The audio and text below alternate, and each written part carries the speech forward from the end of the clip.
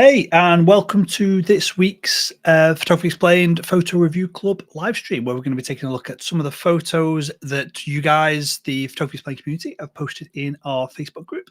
We're going to be giving some feedback, some positive feedback, I'm sure some constructive criticism, and there's a couple in here that are absolutely banging shots as well. The way that the format works is I'm going to share my screen. If there's anything that I think I can do a bit of an edit on to improve, I'll throw the image into Lightroom or Photoshop. We'll take a look at that. You have your comments both on Facebook and YouTube on screen over here. So if there's any questions you have as we go through the live stream, do let me know, and I will answer your questions to the best of my ability as all these different things are going on all at once. And so with that, let's jump into the first photo to review, and this is from the main man, Simon Milton Jones. Okay, so what are we thinking about this? This image has one really clear problem to me, and that is that there is no obvious foreground, and so these two trees, one of which is cut off, becomes the foreground. Typically, we want to, not always, this is one of those kind of rule of thirds, quite like quote unquote rules, right? Um, Ones, threes, fives typically look better than twos, especially when one of the twos is cut off. It's also quite a thin, narrow aspect ratio as well. But epic sky, epic mountains, lots of good tonality between the lights down here, which lead into the kind of dark to mid grays of the trees, to the lighter grays up in the mountains at the top here. You could definitely use some AI denoising at the top of this image. That would polish it up nicely. But yeah, the main issue is you need something in this foreground. Otherwise, it appears to be just a bit more of a kind of a snapshot. So there's some feedback for you, Simon. But I appreciate you posting in the group. Cool. Move on to the next one. Okay, so here we have a beautiful photo from Lee. I think you've tried to potentially capture too much in this. What I mean by that is the sun is just like blowing everyone's faces off. Then you've got this car, which we definitely don't want the car in the shot. We should use Photoshop to get rid of that. You've got this leading line, which comes around but goes straight to the car. And there's not much going on here in the background. And there's the two road signs. I feel like there's almost a crop here somewhere, perhaps down this side of the. Let me just throw it into Photoshop. Let's take a look. Let's see if there's a crop here that can level up this image. Cool, right. So go to the crop tool. Let's try kind of 3 by 4 here. Oops. 3 by 4, please. I wonder if there's more of a shot like that, potentially. We kind of want the road coming out the bottom corner here, in which case we can't quite get this sign. If you'd have stood kind of a few foot to your left, this would have worked better. Yeah, maybe not. Maybe it's more of a shot like that.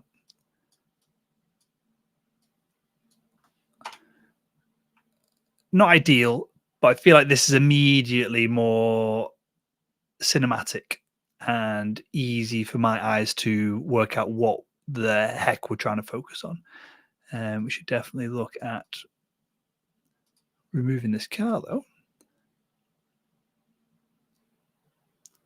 Let's see how this goes. Let's remove the car. Yep.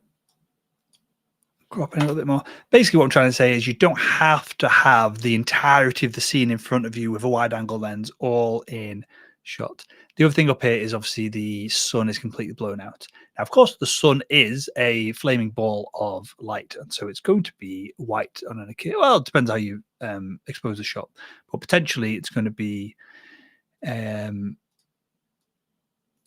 pretty bright at this point here. But you've got some harsh gradients between the white and then the color around it. So maybe a bit of a negative DH to add to a bit of glow. Hopefully you can see that over YouTube, just a bit of glow to the image. And obviously, if it was a raw file, we'd be pulling the highlights all the way back to try and save some of the detail that's probably in that sky. So yeah, something probably a little bit more like that is what I'd be looking for. That now to me looks, if you had, well, I'm a sucker for being a landscape photographer, having something in the background, i.e. a mountain, right? Some mountain in the background there, that could be really cool. But that's the kind of shot I would be looking for with this scene that was around you at that moment in time. Also, is your horizon the cardinal sin number 1? Is your horizon slightly off? So potentially something like that. But yeah, cool conditions for sure. Right, so let's jump over to the next image. This is Greg. I think you got slightly too much negative space in the top of the frame here, and then wherever that rock is or mound of stuff is, that can definitely get gone. Also, I know you've not got whether this is Facebook just compressing the heck out the image here or what, but there's lots of noise and lots of banding and lots of spots of color. What I'm saying is I don't think we've got the amount of detail as to what we would need to really do a denoise on this from my end of the internet to really have an impact on it. But when I say it's too much in the top of the image, what I'm saying potentially is maybe more of a crop like that, and maybe even pulling this just slightly over. So there's a bit of room here, slightly more crop. There's now a bit of room on the left-hand side for your eye to move in the direction of travel of these power lines. But color-wise, it's quite nice. We just get rid of that there. I think for images like this, I think I said this last week as well. This isn't really a moral decision. This is more a artistic decision. But I'm quite happy to use AI clone removal tool like this or healing brush, because this even like this, maybe I'd want to get rid of that there, or maybe I'd throw it into Camera Raw here and just reduce the brightness of it if you wanted to kind of the darkness of it, even just to take the edge off it slightly, again just to even out the image there, because my eye immediately gets drawn to that part of the image. These posts are also quite green. So I think what I'd be looking to do is selectively mask them, because they seem to be not green or not greeny yellow at this cross bit. So maybe they were that. Maybe they are that color in reality. But yeah, I would probably want to mask them out and reduce some of the contrast in them. Let me just show you what I mean. Maybe I would just select a brush. Obviously, you're going to do this very quickly. It's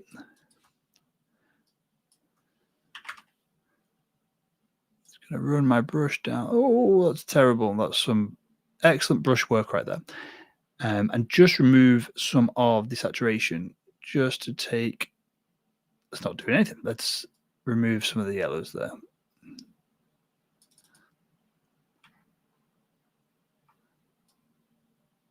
Just take a bit of the edge off the yellowness of them. Because I think the strongest colors here are obviously the sky and the crop, whatever crop that is.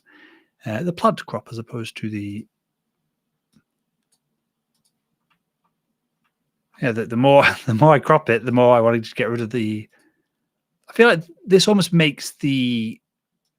Assume they're like electricity pylons or maybe the phone pounds. It almost makes them seem bigger and more impactful as well. So that's what I'd be doing with this image.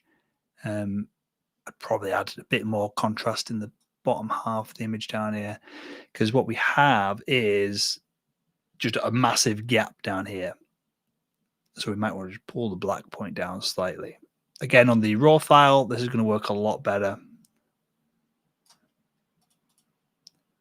But yeah, that's kind of crop, small edits to color, small removal of the shadows over here that would draw my eye to it.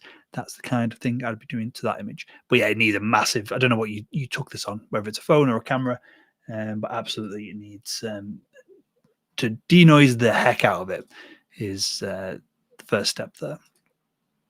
Cool. Let's take a look at some more photos. This is a photo from Bob Webb. And Bill Oswald says, lovely scene with nice splashes of autumn color reflections. My personal taste would be to raise the exposure half a stop to a full stop. I don't know about that. Maybe. It's a little bit dark. I don't know if there's been a polarizer used because there seems to be some funky stuff going on in the sky here, the blue sky. I think this is similar to one of the earlier photos where it needs some kind of foreground. Also, the interesting bit are these clouds and this kind of S shape in the bottom of the image. So maybe this would do better as a vertical shot rather than a landscape. So let's take a look. As I say that, I'm criticizing people's color temperature stuff as the I'm pretty sure my color temperature on this camera is way off. So yeah, massive hypocrite. But yeah, I think there's almost a shot. You know, maybe use some generative expand here.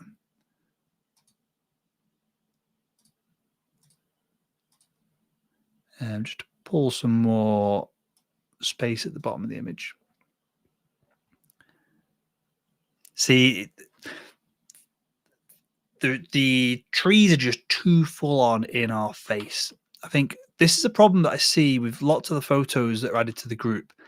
And it is someone finds a nice scene. There's lots of nice color here. The clouds are lovely. I really like the clouds. And again, there's something to this S curve at the bottom of the image. But I think what most people do, or the gut feeling I have that most people do, is they see a shot like this, they then stand there with the tripod at kind of eye level, and then they take the shot. Versus if I think it was Bob would have got perhaps a bit lower here, this kind of part of the image would have been perhaps more at the bottom of the frame. We would have been looking up at the trees. The trees would now be less flat and straight on. There'd be slightly more depth, and we're shooting across quite a bit of water here, so quite a big distance. So the trees are never going to be kind of hero shot looking up over us, but potentially that would have been the that would have added a bit of kind of made the shot a bit more dynamic. Yeah, we're missing something in the foreground. I thought we could save it with this S Pen because this S Pen's quite nice, but we're all just a bit flat. And with any kind of landscape photography, that's not true. With any wide-angled, more kind of grand vista landscape photography, almost every time what we're looking to do is to get depth into the shot. And to do that, we need layers. And in this image, all the layers are in a very small part of the focal plane of the image, which is basically the trees. We've got nothing, we've got a bunch of trees, and then we've got the sky, which is obviously very vast. But cool location. I think there's potential there to crack on and find some other compositions in this location, Bob, whatever this may be.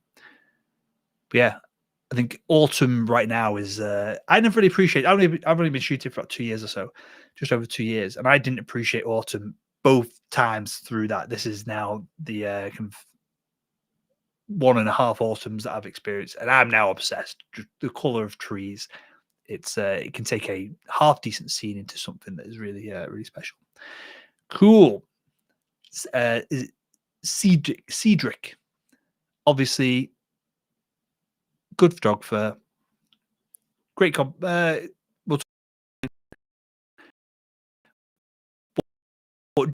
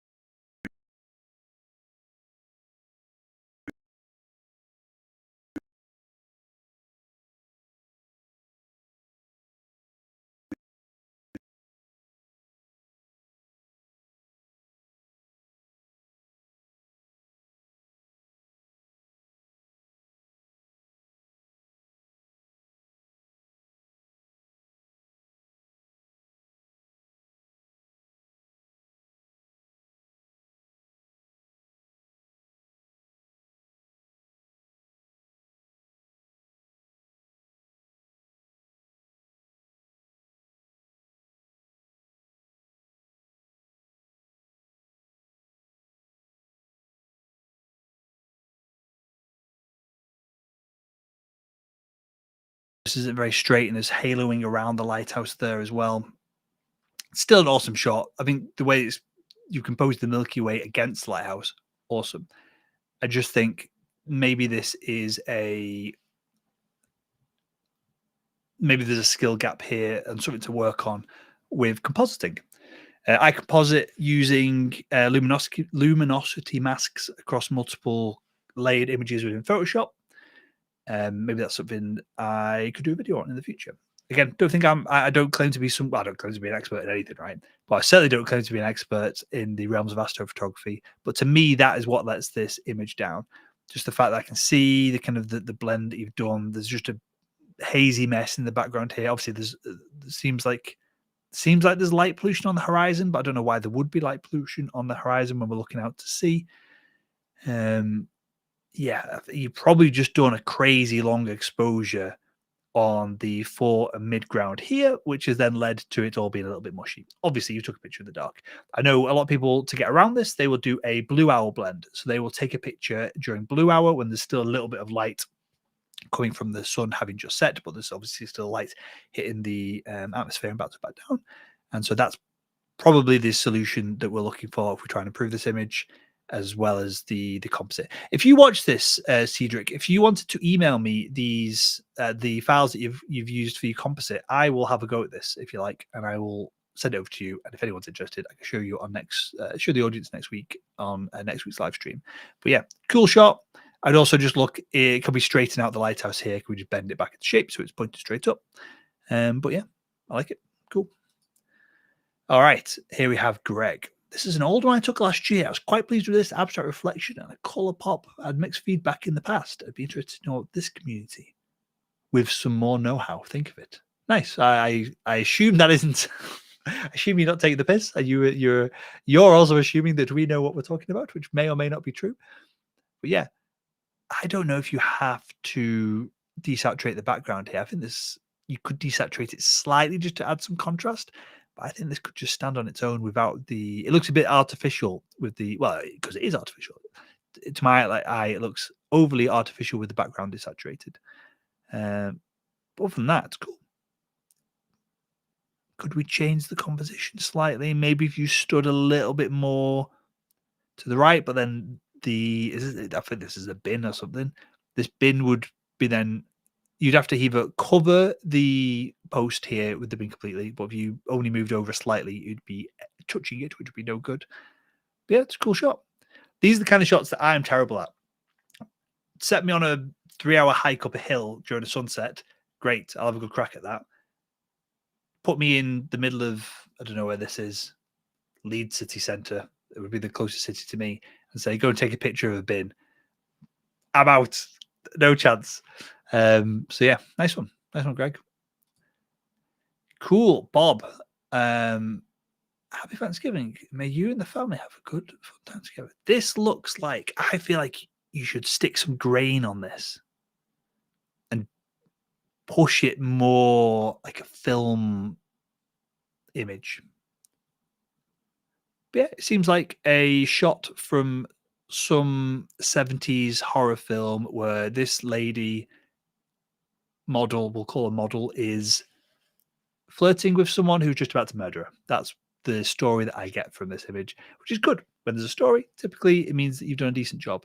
She's covering her eye with the leaf. Maybe it's slight, and this is just now a question of taste as opposed to a question of what is right and wrong. Maybe I'd had a little bit more saturation to it, and I'd add some film grain, which you can do, in a hack kind of way within Lightroom, or there are tools to add film grain. DxO have a great tool for that. So yeah, that might be something to consider. But yeah, cool shot. All right, Phil McCrudden. Good afternoon, everyone. I'm after advice in this composition and editing. My YouTube only takes you so far. Yes, that's what I found as well. I found watching YouTube, and obviously I create YouTube videos, but watching YouTube videos is one way. Hopefully people get value out of both these photo reviews, but obviously then all of the feedback that's been plastered all over Phil's image as well in the Facebook group. I feel like this is the best way to improve my photography as well as people are watching and listening to this, in that you now have a feedback loop, as in you post an image, you get good, positive, negative, critical feedback on it, and then you can either re-edit the image and upload it again, or you can reshoot the image, or next time you're out, you've got that pattern recognition now stored in your brain, versus if you just sit and watch YouTube videos all day, maybe some of that pattern recognition of seeing other people's photography sticks in your brain. Hopefully it does. Who knows? I found the quickest way to learn anything is to practice the damn thing, which is a pain point for me when I do the little bits of teaching and coaching that I do over at photographyexplained.com. Just getting people off their arse and get them doing photography is typically the quickest way for them to level up their work. But yeah, after that, editing the photo, reviewing them, and having this kind of a feedback loop over and over again. So with that, Phil, the main issue is you've just brightened the heck out of this section of the image and it looks a little odd. Other than that, let's throw it into Photoshop and let's take a quick look at it. So I think we can probably bend the truth slightly with this one and see if we can not necessarily improve it, but shift things around slightly. So the first thing that strikes me is we are lacking a little bit of foreground here, just a touch. This looks a little bit thin, like this rock is cut off, this rock is cut off, and we've not gained anything in the top part of the image here that is really helping. So if we can do a content aware fill, and that already to me looks more balanced. Now, we don't always want to use the rule of thirds, right? Obviously, people can call it a rule. It doesn't mean that it's a rule. But if we could just nudge this bridge slightly over in the image, and again, we're just making this up now using AI, but that to me looks a lot more balanced. We've got this waterfall, which is lovely, and you've used a slow shutter speed just to blur it out slightly, which is cool. Got this sucking the viewer's eye around up the bridge, and then we just notice these people up here.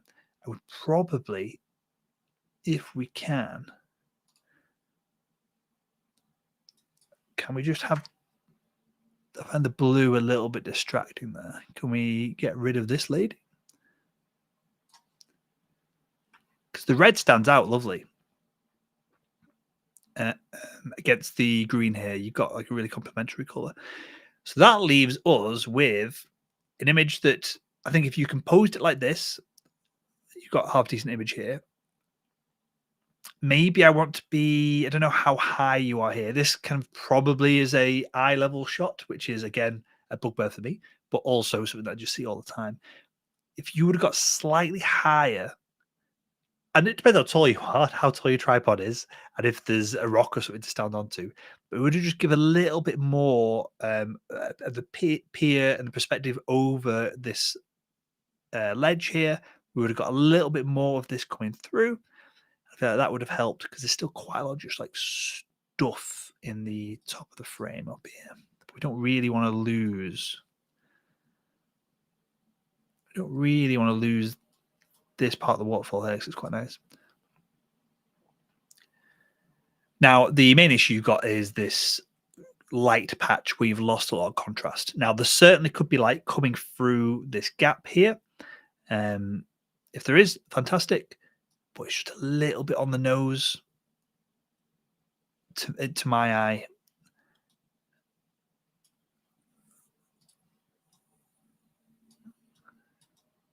It's probably just to remove a little bit of the highlights.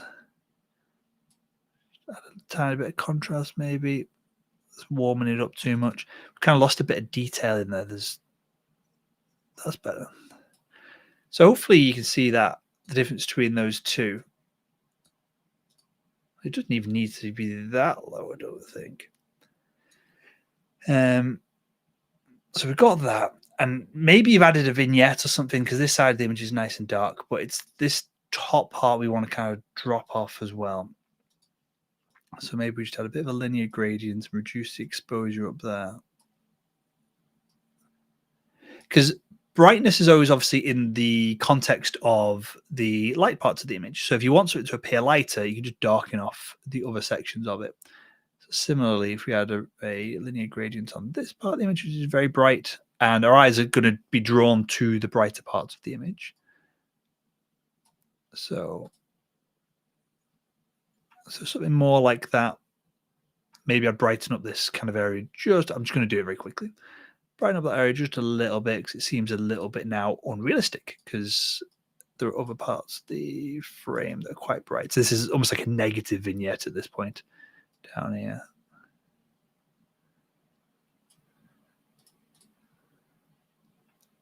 Cool. Still a bit tad bright there. I think it's too, maybe it's the color temperature up there as well. Let's just take a quick look at that. And then we'll move on. But maybe if we just reduce the color temperature, so we get rid of a bit of that orangeness from the sun, which is fine, because we will then add a little bit negative dehaze. Just a tad, just to soften it. So there we go. That's kind of how I would see this image. Probably brighten up this element down here as well, have the water flowing. But the tall and the short of it is cool composition. I like it. Right. And with that, we'll jump into the next image. Just see where we're at, make sure that we're actually live, which is good. I appreciate you watching. And I appreciate, I'm going to absolutely butcher your name here. But Wojciech photo.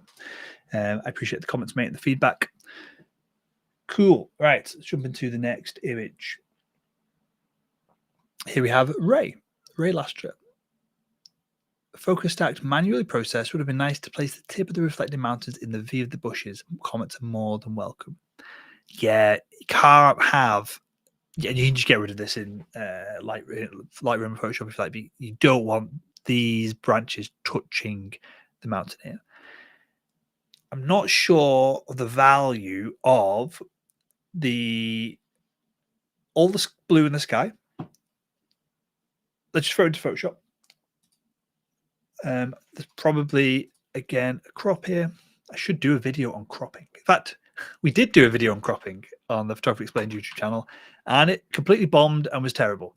So even though I do a lot of cropping in these live streams, it is the market has spoken. They do not want to hear about cropping. So I'm just wondering if there's more of a shot like that. Let's copy it a bit further, get rid of that on the side.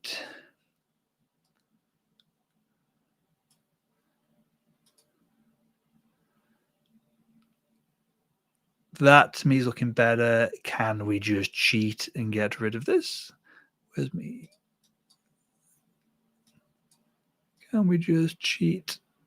Potentially, Photoshop might not do a very good job of this with it being a reflection of the object there.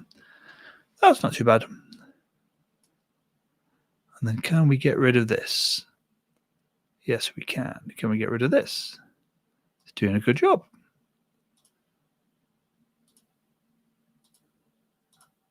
Yeah, surprisingly good job. So you still, so yeah, it's kind of getting stuck there now. So there's still probably a slight crop from one side, the other there, just to focus this in. Because when you get rid of all the sky, like we have done here now, those couple of clouds are quite interesting. And again, when I'm talking about perspective, you've obviously tried to, we've lost a bit of did we lose a bit of that? Let me just double check the original image.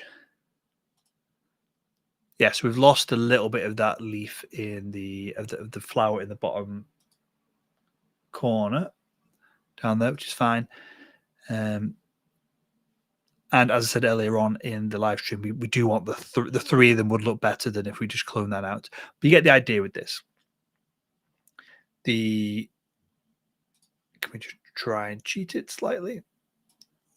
Let's try a bit of that.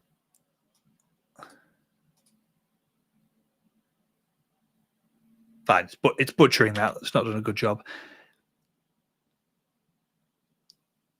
But the couple of clouds up here actually look quite interesting when they are when our eye isn't getting drawn to the masses amount of blue sky at the top of the image up there. The flowers, they're a nice touch because it would be quite a bland image without those flowers, or weeds or whatever they are. But yeah, I think it was a nice effort and not a bad shot in general. Just a bit of finessing by moving up with your camera. So if you're stood at eye level, which you may or may not be, probably not if you're shooting these flowers, you want to go up slightly. Obviously, then this flower would be lower down, so it would be getting cut off so much by the shoreline here. This flower might kind of disappear into just the trees there, which might not look as strong. But there's some finagling that could be done there. Something that I found was really helpful. Bloody expensive, but photographer. I went to Laforton earlier on in the year with my mate Stu, who's my photography coach, and a lad called Dem, who I went out with at the weekend as well. He's a fantastic photographer. He had one of these Arca Swiss geared heads. I did actually take I think it's in here. Oh, there it is. In Laforton, I took this geared head by Newer, and it snapped, and almost left me in the S, or with a week of amazing weather and conditions. I've kept it, so I'm going to do a video comparing these two eventually. This $200, this too much, very expensive, but it's less than you'd spend on a camera body. It's less than you'd spend on most kind of high level professional lenses. And this is obviously isn't an ad for Arca Swiss here, but it's kind of one of those buy once, cry once kind of moments. And the value of this is, rather than a ball head, you twist the kind of the three knobs on the geared head itself. And when you are, I'll make this bigger so you can see it. And when you see this, it adjusts the different axes of it. And when you do that, you then get to see in real time just all these small kind of tweaks. And I find that when I shoot with this, I slow down. It becomes more of a meditative process when I'm shooting. And certainly things like this, where if you want to try and get the shot and you got a ball head and you're faffing around, and every time you tighten the ball head and you let go, it droops, you're just getting frustrated. This was a game changer for me. Well, the original geared head that I got was a game changer. But then it broke in the most unfortunate of places. So then obviously the second one I got was even more of a game changer, and I've used it all the time. So that is the gearhead. And yes, you're right. Peta, it's a Arca Swiss. I think it's like a D3 gearhead. Again, all very fancy, very expensive, but it's one of those things that I, in hindsight, wish I would have got for the Laforton trip to Norway ahead of time. And and it's heavy as well, because I do a lot of landscape photography up hills and mountains. It's heavy. I think it's well worth it. So there we go. So with that, let's jump back into the photo review. And here we have Demo. I think this picture could be improved a lot. Any suggestions? This massive stalk in the background needs to go immediately. We'll take a look at that in a second. But the actual lighting on this is very pretty. It's nice. So let's throw it into Photoshop. Let's take a look. I'm going to try and rattle through these a bit quicker now, because there's loads of awesome photos to get through. And I feel like I might be rambling on slightly with a couple of these. So composition-wise, I hate this. Can we just get rid of it? Where are we?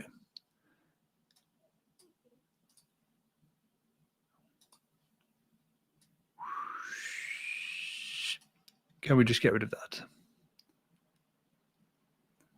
Right. So now when we get rid of that, I think it's pretty clear that there's too much negative space at the top of the frame. So this might be a good candidate for 16:9. It's a bit obvious when it's like that. So maybe let's try 16:9. And it could even be even wider than that. I quite like the little mushroom or fungi or whatever it is in the wider context of the stuff around it. Yeah, I just wonder if it doesn't have to be right in the center, right? There's another one there as well that isn't getting any light. We don't want to draw attention to that. If they were both lit up, nice, it'd be cool. But so I wonder if that is the shot, but that then becomes a little obvious. And I think the horizon's pretty far off there. We've got this light patch at the top still, but I quite like the having the context around the image, around the mushroom. We want to get rid of that lightness the best we can. So there's two ways we can do that. We can potentially, let's see if it'll pick up the object. Yes, we get the stalk on that. Nice. I always find it real hit or miss with Lightroom as to its ability to pick up on these things. So to lose the brightness up here, we can do two things, one of which we've just done, which is brighten that part of the image. Perhaps pull down the highlights just slightly. So it's still bright because that part of the image up there has light hitting it. That's not a problem. But it should hopefully be less competitive down here. Let's give it a bit more of a spotlight. The light's coming in this kind of direction. Wonder if there's a raising the shadows just slightly. Just to give it a hint of sunlight coming in. And maybe we need a little bit more on the, I don't know. The crop here isn't doing us any favors. May have made a mistake with that.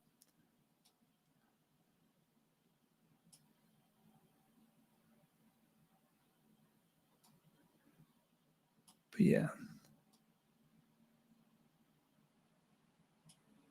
I feel like this is too strong on this side now. I'm going to do the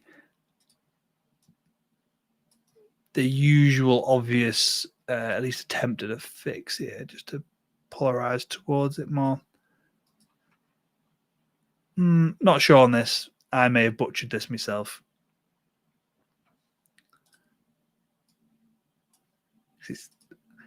I think literally that is a more pleasing image to me, but almost technically it now becomes a bit boring and it was more interesting in the grander scheme of things.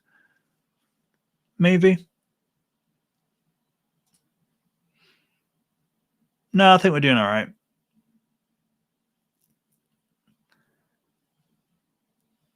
Don't know. There's something off here. It could be the horizon. My eyes getting pulled in weird directions. Now it's too straight. So there we go. I think that's the compromise. There we go. Something more like that. Cool. Nice image though. Nice find. I never do any shots like this. Even though I'm out walking the dog, I've got my camera gear with me. I never do the like the fungi kind of shots. They're all over the place. I see a lot of people on YouTube as well, just setting up a little bit of a light. And so that could be something that'd be useful here. So if you've got your key light on this side of the mushroom, a bit of fill light on this side, would also brighten up the area around it a bit more naturally, as in like dappled light coming down from the tree line.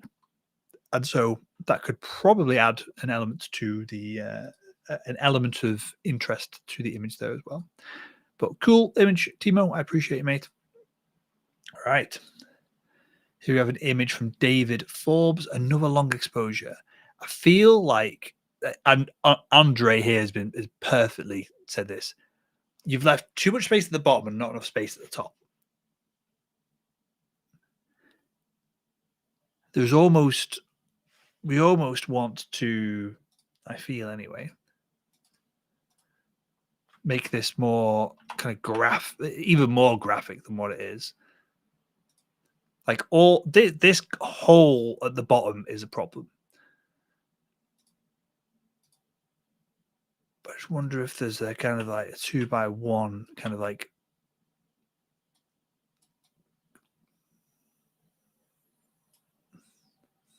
3x1, 3x1. If there's more of a crop like that kind of thing. But you still got this problem with this massive space in the middle of the frame. And obviously, due to the perspective that it's shot at, you could zoom in, you still can have the same or similar issue. So I prefer that, but I think the other commenter is absolutely spot on. We need to see where this is going. Also, I don't, is that just me, or is there's a shadow over here? And these things certainly haven't moved. Yeah, it's in your shot as well. So there's been a bump of the camera. As you can see a shadow over these ones here. These ones look pretty sharp. So it looks like you bumped your camera, or there's been a bit of wind. But it's a cool location. Which just you kind of led our eyes somewhere that it's really frustrating that we can't see where the where you're drawing our eye to. But cool location, David. It reminds me of something out of like Dune. And obviously this is water, moving water. But if you imagine this is dust and sand, and we pull it up in Photoshop, you probably, let's do this very quickly. But if you added a an S curve area just to emphasize the contrast, the details, you're looking a lot more like Star Wars-esque at this point now. Let's put those shadows back up slightly. That to me is something more like out of some kind of sci-fi space film or something like that. Cool. But I appreciate the post, David. But yeah, Andre is right. We want to see where they're going. This. Maybe we get rid of these dust spots. Let's just do exactly that. But this is a cool image. I have no idea what this is.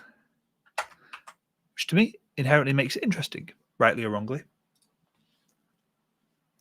Anyone in chat, let me know what you think this may be. We may have an answer in the comments to the original photo. I don't know. We may not. But the first thing I'd do is I would be looking to just straighten out this slightly.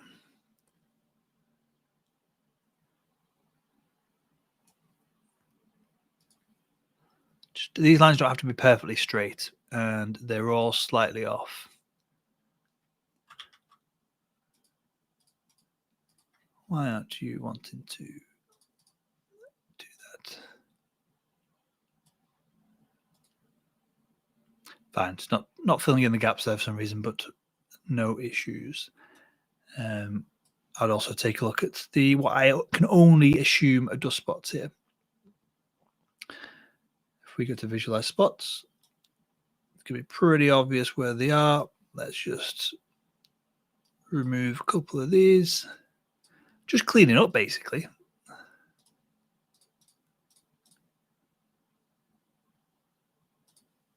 Again, these could be dust spots. Who knows what the actual image itself is? Here we have, yeah, it's an interesting shot. I'm not really sure what it is, but I like the colors and I like the lines. I like the squares. It's probably like an advert on a bus stop or something, just completely out of focus. Or maybe there is something on the front end of this. I missed one there. That's in like laid in front of it just to make it blur. But then you get these lines going across, which I think are really cool. So yeah, good image. I think anything that makes you think from like an abstract perspective like that, typically a winner from my side. Is there an answer here? Let's find out. Thank you. Really appreciate it. And let me know what you think. Can you reveal just to me exactly what you photographed? It's of Cardiff Central Library. Yeah, but of what? Jonathan, keeping us all guessing. Oil spots using so D600. Your tech won't handle Lightroom. If you've got a computer capable of uploading a photo to Facebook, you can use Lightroom to get rid of your dust spots. You'll be fine, Jonathan. And with that, just a quick plug. Yesterday we launched a new training on my Lightroom editing style. So if you like the edits that I do, this is kind of a before and after shots. Before and after shot on here. Another one, this is one of my favorite shots recently from the Lake District during a storm. There's a bunch of them. This is my favorite shot I've took this past 12 months. This is over in Laforton. If you like these images, if you want to edit your images quickly, we've done a bit of a tutorial. You can find it over at photographyexplained.com. There's a sale going on right now, so a bit of a discount on there. So just a quick plug if you want to learn my 4-step editing process. And this one took a bit longer, but all the rest of them, 5-10 minute edit. 3-minute edit for some of these, and you are in business. So yeah, if you want to check out that training, it's more than half price off. I think it's it's reduced by like 2/3 right now as I speak, because I just launched it yesterday. So if you want to check out that, head over to photographyexplained.com, or there's probably a link in the description of this video somewhere. But with that said, let's take a couple look. Let's take a quick look for a couple more of these images. Here, OM1 Olympus. I used to work for Olympus in the medical device team. Olympus sell the best flexible endoscopes on the market. I didn't sell flexible endoscopes. I sold rigid endoscopes, in which case they're kind of like 50-50 with a competitor. But yeah, Olympus. This is when Olympus cameras were Olympus as opposed to OM systems. Yeah, I like this. I think you could probably crop, as we've discussed in previous kind of photo reviews now, you can probably crop some of the top off here, definitely do some denoising on here. What ISO you're at? ISO 250, so yeah, fine, whatever. Not the ISO isn't the problem, it's just probably the detail that you have pulled from the rest of the image as you've been editing it. There seems to me to be a slight bit of haloing around the, what is this? So an ornamental sail on the Howard Franklin Bridge. There's a bit of haloing around some of the edges here. So it might be that you have masked out using an AI tool the subject of the photo, and it just hasn't quite masked it correctly. So I would just be conscious of that. It's not end of the world stuff. If you're viewing this on your phone, no one's going to notice. It's just because I've got it on a big fancy calibrated screen in front of me here. But yeah, that masking is a little bit distracting, but definitely denoise it. I'd have a little bit of a crop up there. But I think you might be slightly overexposed on the bright side of things down here. There seems to be a lack of detail. That might be a purposeful choice just to reduce some of the distraction in the image. But yeah, it's a cool image. As I said earlier on, you stick me on top of a mountain, I can typically find something to shoot. You stick me in the middle of a town, a city, I'll be struggling. So good for you, Bill.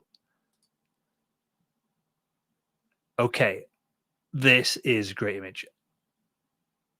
Dijan, I'm probably butchering your name. I apologize. I love the colors in this. It's of a laundrette. Not sure what that language is. French, maybe. There's a car. I'm just trying to see what is the story. If that car wasn't there, this would look like some kind of like cyberpunk, potentially like dystopian future where washing machines have been banned and you have to go and use the laundrettes. That's the vibe I would get from this. But with the car there, it looks like quite a modern photo. Obviously, the car is parked up because the wheels aren't moving. There's no movement there, so it is what it is. I like it. It's cool. Good shot. There's another car there. So this is the kind of shot that, again, I am terrible at both finding and shooting. I'm half decent at an obvious big vista sunset. But even as I look at it, there's a car there. I don't know what this is. You've blown out the highlights on the light here. If you got a raw image of this, it'd be worth just reducing the highlights there. Maybe even adding some negative dehaze so it looks like some bloom. It looked like bloom from a film shot as opposed to a digital image, which obviously digital cameras can handle these highlights much better than what film can. So yeah, that's what I'd be thinking. What's this comment say down here? Thank you for your feedback. But lovely photo. Cool. The colors are awesome. I really appreciate the colors. And again, to me, it's almost like cyberpunk, not quite the Matrix. You could split tone this and turn these blues to green, and it would look like the Matrix or frame from the Matrix. But it's cool. I like it. Okay, next up, we have Neville. It is a squirrel. I like it. The problem with the image is that this light spot, really, we would love it to be on the other side of the frame. I quite like the desaturation you've obviously put in there, but there's probably some human cognitive bias here for whatever reason. We tend to like light on people's faces. We tend to like people and animals or objects moving into space within a frame as opposed to there being more space behind them. But yeah, half decent. You got some maybe crap on your lens down here. Maybe take a look at that. But otherwise, yeah, nice one, Neville. Chris. Chris, I appreciate you, mate. You're always very active in the group. You're crushing it. Norway. I think you've done a good job. You've got these lens flare issues. That's something you could absolutely take a look at that. If this is a shot that you'd like to keep and work on more, it's well worth dealing with these lens flares. And they're not always easy to remove, but in this instance, we could probably have a half decent go at it.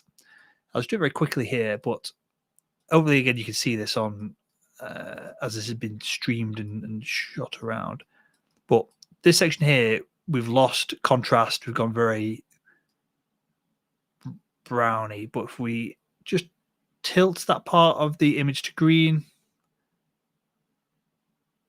we don't want to affect the water so much, maybe. We can definitely take the edge off some of these. Cool. So just an example, you take the edge off some of these lens flares. There's one here, there's one there, there's another one there, and immediately the image will look a lot more polished. I think with the background here, especially if you've got the raw file for this, there's not going to be enough data in this JPEG here to do it. But I'd be looking to add potentially a bit of an S curve and just see if you can pull like texture out of this. Obviously, it's just blown it to bits of it being a JPEG file here. But I bet you there's loads of like streaks of detail across the top of the clouds there that could come out with an S curve or some detail. You don't want to overdo it because obviously the foreground is going to be sharper because you're closer to it. This mountain in the background with the clouds is going to be less sharp because you've got atmospheric haze in between you and that part of the scene. But yeah, if you can get rid of some of these or reduce some of these lens flare issues, see if you can pull a bit more like movement and texture out of the cloud in the background. And then the only other thing is you've got 3 dust spots up at the top here. So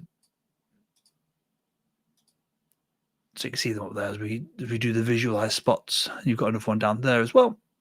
So yeah, just nail the dust spots. And then cool image. I like it. Nice color. As I say, that is the color temperature. So maybe I'd be going for a more neutral color temperature like that as well. Yep, that's absolutely the shot I'd be looking for. Maybe brighten with a mask. We do an object. And again, we don't want to make it unrealistic, but if we can just add a little bit of pop to that building, just so it stands out around the, not so it's unrealistic, but just so it stands out around the kind of surrounding parts of the frame. Just subtle, something like that is what I'd be looking at.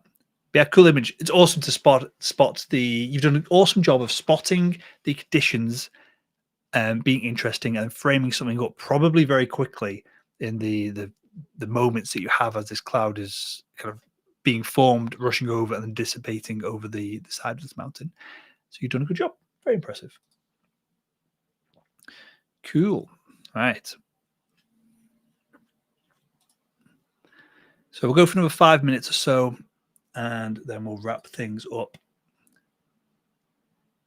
So this shot here from Stuart. Stuart, you're active in the group as well. I appreciate you, mate. Okay, let's pause into Photoshop. We'll do a very quick edit on this. There's something immediate. It's an action shot. The action is interesting.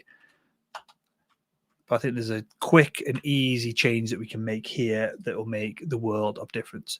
So I'm going to open up Camera Raw, which is, if anyone's unfamiliar, is basically Lightroom, right? And we're going to run to blur, lens blur. Now, to get the background blur on this,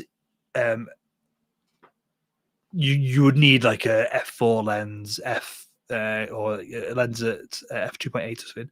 But just that background blur alone, I think, makes a big difference to this image. If we can add just a little bit of a radial gradient, maybe that's a bit big. This just subtly, because obviously this is a shot in daylight, and so we don't want to go too crazy with this. I also just like to increase the saturation just slightly. But that to me now is working loads better. Yep, that's the kind of shot I'd be looking for. In fact, maybe even a slightly more of a crop. So let's see, can we get this line like coming from the bottom corner of the image down there? Just as a compositional element, this line coming in the corner. We've messed up the vignette now because we've repositioned it in the frame, but that's what I'd be looking for that image. You can even go, you crop even further, because the fact that there's nothing on this side is not holding the image back, but not really adding anything to it either. And the interest is the crazy dude or lady, probably a dude, on this bike doing a wheelie at probably 150 miles an hour. So yeah, that's probably what we want to be looking at and focusing on. You've got some chromatic aberration around on his helmet up here as well. So within Lightroom or wherever you're processing the image, there is probably a tick box. I don't know if it actually is in Camera Raw Filter if you're not using the raw image itself. So yeah, we might be able to do it with this. There we go. So use the defringing tool, and hopefully you can see again the difference between the purple kind of haze around the dark parts of the image. That could be desirable if you're trying to get a film look, and there are certain reasons why you want to do that. But in this image, it's just an optical issue as opposed to something that you're stylistically wanting to add to an image, and just polishes it up slightly. But yeah, cool. Right, there's a bunch of images here that I was going to run through. Are there any absolute bangers that we should focus on? Randy, this is a cool photo, mate. Don't know about the sky. I feel like if you've got the raw image here, you should definitely pull down the highlights in the sky and just allow it to have a little bit more space to breathe. I don't know if you've done a linear filter here. It seems like just the tops of these mountains should be, if you haven't done a linear filter to pull down the sky, which has affected these mountains, I would definitely add some negativity haze potentially to the tops of these, just so as the mountains go off into the background, they are getting lighter and lighter and lighter. But yeah, I'd sort the sky out with a linear gradient and just reducing some of the brightness there. Tanger, too much sky. There's nothing going on in the sky. Shame you got the swan just dipping their head in the water. It'd be cool as like a little subtle thing for the viewer to find if the head was sticking up, but it's still fine. A nice photo. Here we have Sean McDonald. Right, I'm definitely going to just throw this into Photoshop. Just 1 second. There's a crop here that instantly I think is going to impact this image. Cool. So I should do a 4:3. I think the image is this. Get rid of that green if we can. It's the wasp escaping. You can have the negative space up there as well. That's fine. You might even have more negative space. We're slightly off on the side there, but you get the gist of things. I think that's the shot there. I'd get rid of that. Get rid of this green. You just shift the color of the green to yellow. And again, I'm just trying to simplify the image is what I'm trying to communicate there, because there's not enough complexity to the original that it is there's not enough complexity here that it's novel. There's just a bit too much stuff, and so I try and focus the viewer's eye into this bee is trying to escape with the nectar from the sunflower. Greg, cool photo. I just wonder if you could have positioned slightly more to the. If you went to the left, you would have cut off the branches on this bush here. But if you'd have got a little bit more left, just so the trees in between these two kids, then that could have just elevated the shot slightly. But again, you'd be cutting off, you'd be sacrificing this part. There just seems to be a lot of just empty space in the middle of the frame there. Other than that, cool shot. H. William Steele. H. William Steele sounds like some kind of, as the image like appeals to this as well, some kind of horror writer from the 1800s. Written by H. William Steele. But I like it. Was this Peppa the Pig, is it? But very creepy. Slightly odd. Yep. Don't know. Don't know what else to say about that one. This image from the main man, Connie. Beautiful sky. You just cut out the subject. I would have moved to your right. I would have got lowered down if possible. Obviously, it depends on the environment, but I would have got lowered down so that these two folks were in this empty patch up here. So this tree reflection would be lower down. These guys would be up here. And then you get to benefit then from the beautiful sky that you got in the background. A photo from Ali. Nice. I'm not sure I would have done such a harsh edit. The export from your JPEG as well has these bands going across the sky. So you've either pushed the sky potentially too hard, or you got a dust spot there as well. I think you got a couple of dust spots. Lots of dust spots today. So maybe push the sky less. Obviously, you may have done this very purposefully to get these colors and this teal kind of effect. It's very like a 90s music video kind of vibe. But compositionally, great.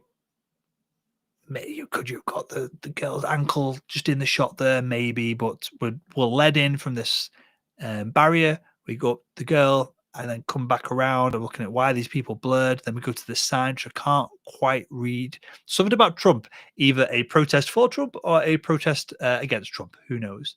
But yeah, Ali, lovely photo. You've managed to not crop the lady's hand here as well. Yeah, like it. Obviously, a bit of negative space here, but we can't. We're never going to get the perfect photo. But we're pretty damn close. All right, this looks like we're in Yorkshire. Nice. Shot an iPhone in Yorkshire in April. Good hour or so. As soon as I got my camera out, it started raining. Then hail started. And you didn't stay out, Paul. You should have stayed out, mate. Some lovely hail hammering down in the background here would have certainly added two things. And the problem with these limestone scars is, and this is like an hour away from my house, is that they're all a bit samey. Once I've seen Lone Tree within limestone scar, they're all very similar. Which is not a you problem. That is the environment that you're taking the shot in. I just wonder, maybe a vignette just to darken off the edges here. We'll throw this in Photoshop. I don't know why I'm rushing. We don't have to finish at 7 on the hour. We could manage to have food at some point, but other than that, so yeah, I think we could probably just crop this slightly from the side.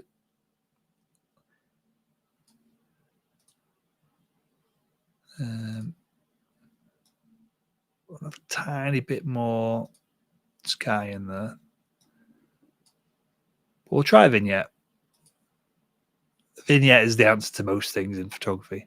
If you're unsure, add a vignette. I'm just trying to draw the eye to the tree a little bit. So, the ideal situation is that the clouds do this for us, that we just time the shot when the clouds are in the right place to give a natural vignette. So yeah, I'd be looking at that. The tree itself, can we just increase the darks there? Add a bit more detail. I mean, we've got a little bit overboard there with the vignette, but that's what I would be thinking. I'd be thinking a little bit more up there, a little bit less at the bottom. Yeah, you always got some light now. You've got the scars, the tree, the light kind of sucking us up there. Yeah, that's how I would edit the image. Maybe even a slight bit more crop on the left-hand side. But cool image from a phone as well. It's crazy the amount of detail that you can get from phones.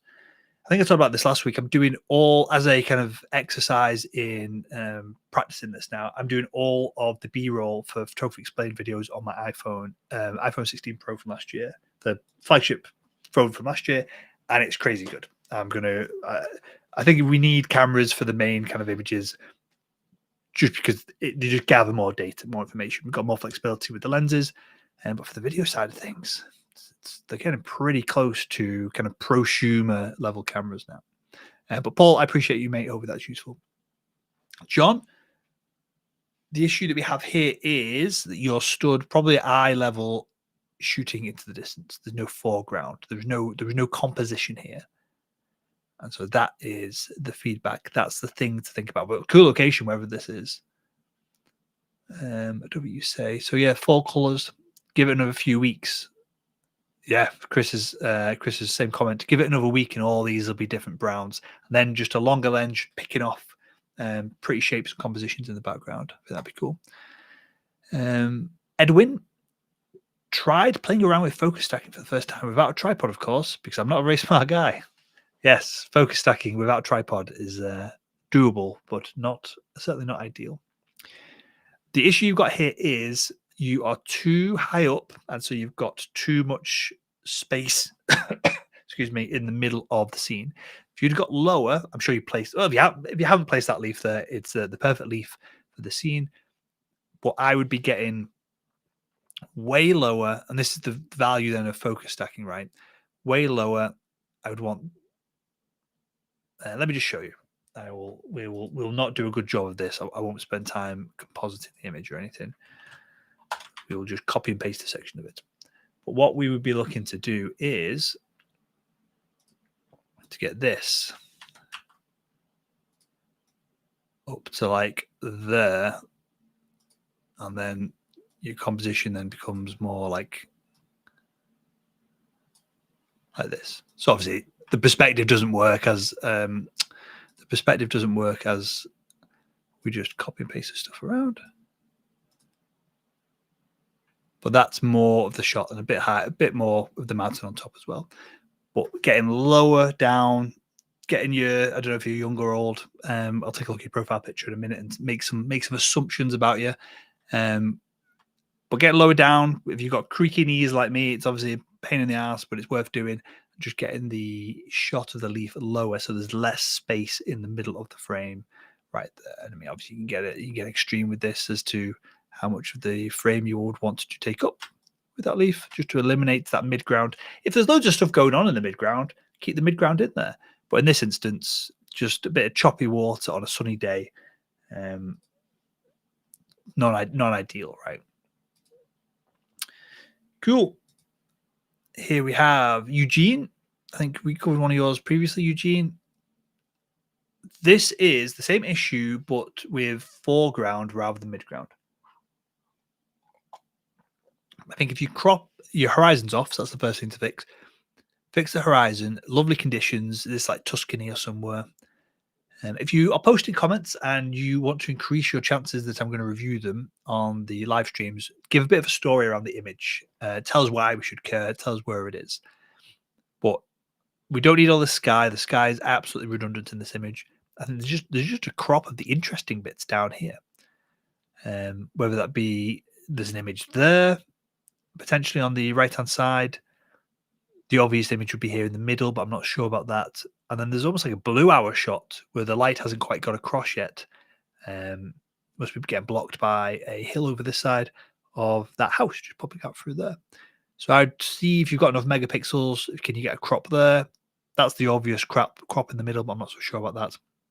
But certainly there's a crop here as well, with the layers going off into the distance.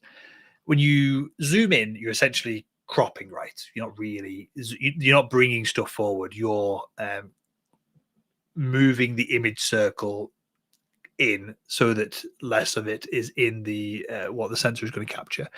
And so when you've got layers, that gives the effect of, and it isn't really doing this, but it gives the effect of crushing the layers closer together.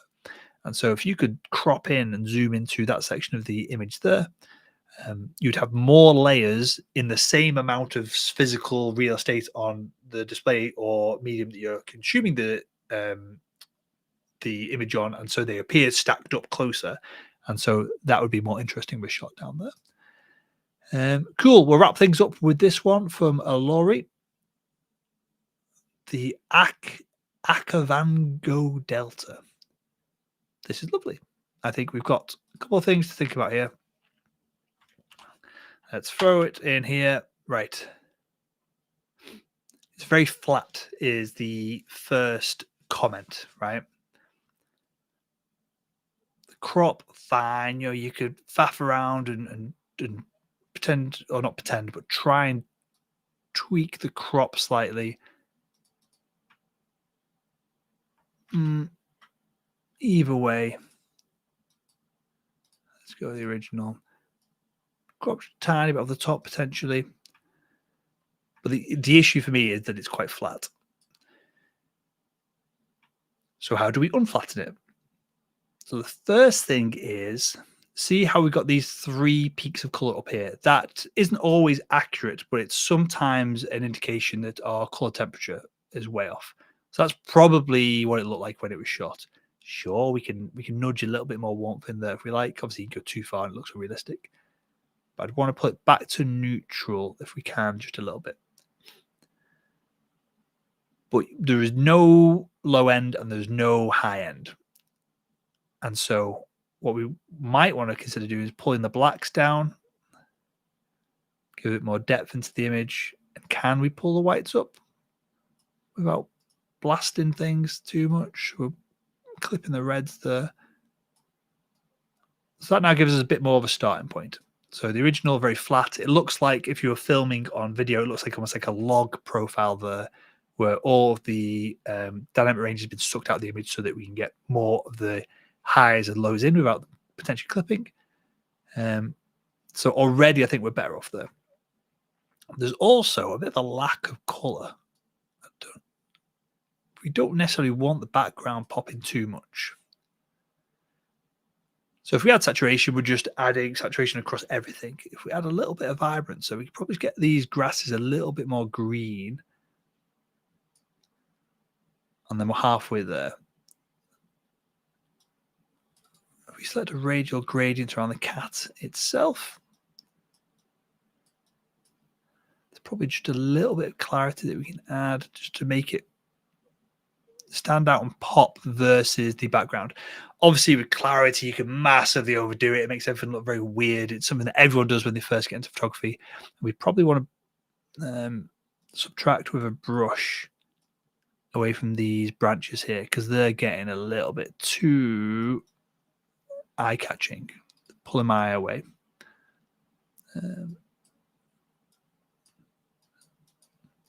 So we're removing the clarity that we just added from those.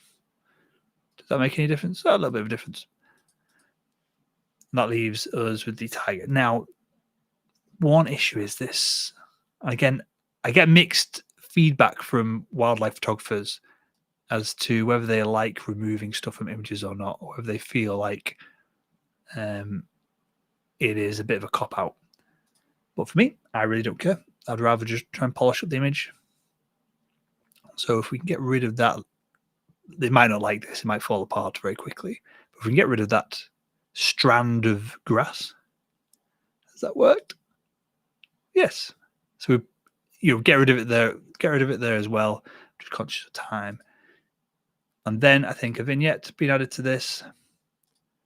Vignette everything. There's a t-shirt. If ever going to do some merch. Vignette everything. I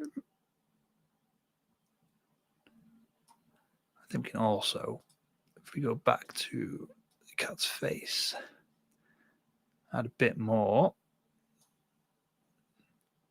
Just make it pop slightly. Again, you got some crap over the eyes here that you can definitely improve upon. But if we just brighten up these eyes slightly.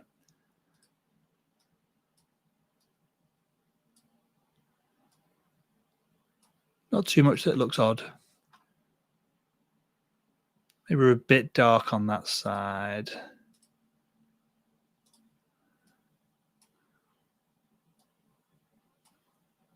So the darkness is making it look a bit muddy. We've probably overdone it on the vignette. Just slightly.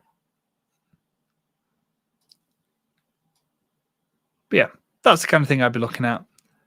So before, after, I'd be reducing some of the blacks here, maybe in the back of the cat. And I'd certainly be seeing if we can remove some of, again, you kind of down to look as to, does Photoshop Lightroom understand what's going on there? No, it doesn't. But there's obviously these grasses that just slightly out of focus. In front of its eyes. We want the eyes to really pop. So there we go. That'll do us. There's a bit more there. Once I see something like that, I can't unsee it. Fine, that'll do. But I think that is a marked change versus the original.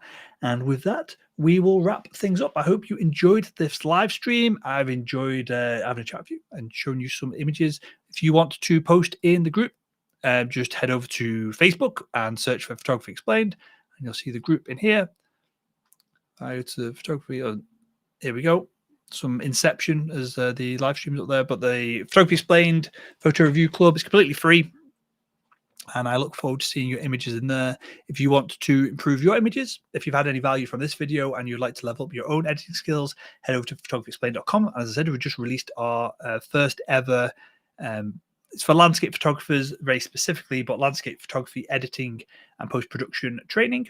So if you want to create high level, well, I say high level. If you want to create images like what I create in 4 or 5 minutes a pop, without all that much kind of technical knowledge of Lightroom, if you want to create images like this, head over there and the trainer will guide you within 4 steps how to do these transformations from raw file to image like that. So with that said, and a quick plug at the end, I appreciate you all, and I will speak to you on next week's live stream. Cheers, guys.